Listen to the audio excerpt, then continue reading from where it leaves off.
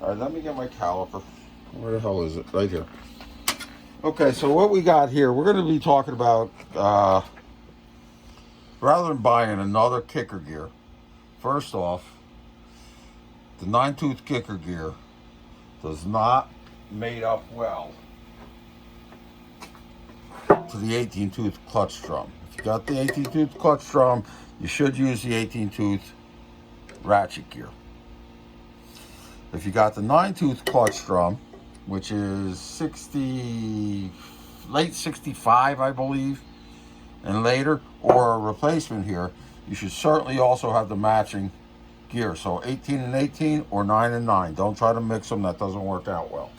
Anyhow, moving forward. Our problem here is that this distance, which Harley says should be 40 thousandths for serviceability on our guy,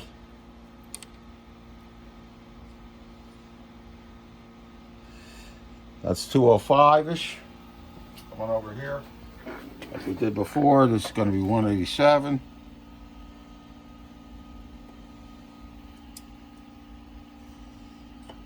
This should be, if I could do this right. Yeah, see it? 187-ish? Yep. Okay. All right, so that only gives us 17 thousandths out of the 40 Harley says. Now, the reason that is because if you look what's going on here, we know it's 205 over here, but if we measured over here, for instance,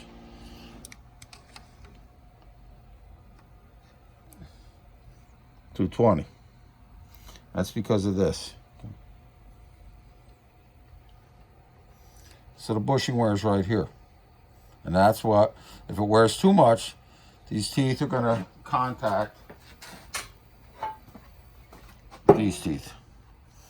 So in order to get a little more service life out of this, we decided we're going to replace that bronze bushing in the gear. Now, most of you guys are just going to have to buy another gear because I doubt that you're going to have the equipment that you need to make this happen, but I'm going to go through it anyhow.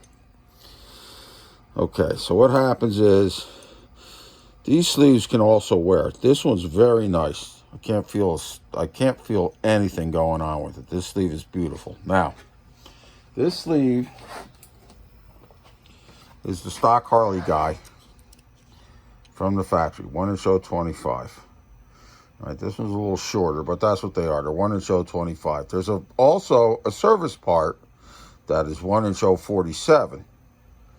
That allows you to get 22 more thousandths. If we wanted to, we could just that's how Harley did it.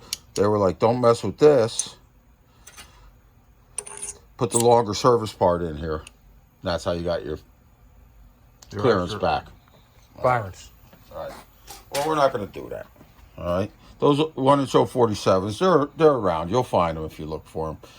There's numbers for both of those things in the parts book, and it's very descriptive. But where we're going here is we're going to do this bushing replacement and show you what goes on. This is the original 59 bushing that were used up to, I believe, around 66. Then 67 to 69. These bushings were steel. They look like this, except they were steel. They got the 3 holes rather than the grooves. The groovy. Okay. Grooving. Those are very nice bushings, those steel bushings. Normally, I'll make a steel bushing for this, but we decided on this bike it's not worth all the time and effort for the amount of mileage we're probably putting on it. Down here, you'll also see 2 used bushings I took out of other bikes. This is a stock Harley one. And if you look closely at it, you see how thick it is here? Mm-hmm. But this one's pretty worn. If you look over here, you'll see it's way thinner. It's a little thinner here than it is over here. Yes. Right? That's because of this kicking action that we were talking about when we were looking at the motor. But if you look at this guy, it's razor sharp on the top almost. Mm-hmm. That's because whoever did this bushing replacement sized it with a brake hone, some kind of spring-loaded hone that, as they honed it, it was going like this, which makes this bushing replacement useless because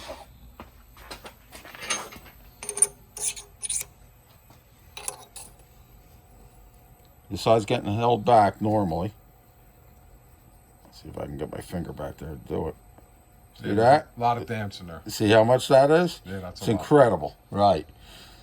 This kind of action with a brake hone does not work at all. Don't even attempt it.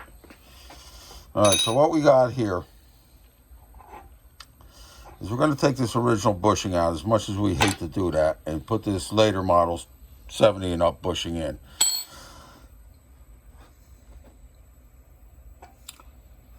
If we look at these two, this is where we're going. This is where we were. If we look at these two, you'll notice something on this bushing. Look where my thumb is. See that? Mm-hmm. You look closely, yeah, it's a wear mark. And if you look closely, you see how it ramps in? Mm-hmm. That ramp in, that wear, is because this bushing, whatever bike it was in, was dragging Against the clutch. against the ratchet plate on the clutch drum. That drag will retard the ability for this bushing to slide in there. One more thing for kicker slip. We don't want that. Now, if we look at this bushing, that's on the original gear, if we can see it. And that phone is pretty good, Soshi. Yeah, the phone works okay. Yeah, the phone works good. There's almost zero, if any, markings, all right? That's because in the early days, this stuff was built a little better. All of this stuff was much more central.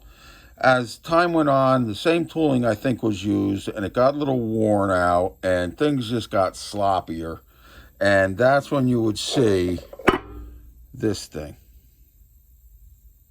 All right? Can you see that? Yeah, thing you there? can see it pretty good, I think. All right. Over one side you won't see it because that was the side that was against the crankshaft gear, right? And then there it is, right? It starts, yep. So we don't want that. Now most of you guys are going to have bikes that are like this, so I'm going to do something here to alleviate this problem, even though we don't need to do it on this bike. I'm going to do it anyhow, just for illustration's sake. All right, let's shut that one off. Let's call that kicker bushing 1.